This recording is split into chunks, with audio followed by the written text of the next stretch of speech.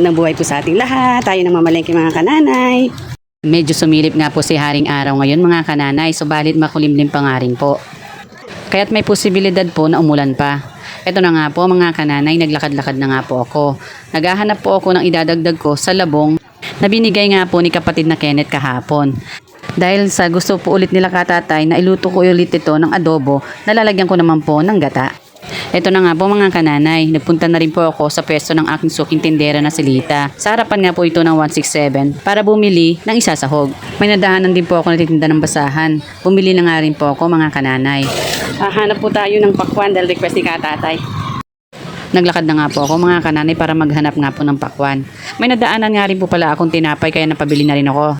Pagkatapos nga po ako nakabili sa palengke ng lahat ng mga gagamitin ko mga kananay para sa pananghalian, ay dumaan na nga rin po ako dito sa Gleason para bumili naman po ng tali ni Lupi at tsinelas ni katatay. Ito na nga po mga kananay, pumasok na po ako sa loob. Samot-sari po ang mga tinitinda dito mga kananay. Meron po sila ditong mga school supply, mga gamit sa bahay, at ganoon na rin po mga appliances at mga tools. Ito na nga po mga kananay. Pupuntahan ko na po kung saan nakapwesto ang mga pantali sa aso.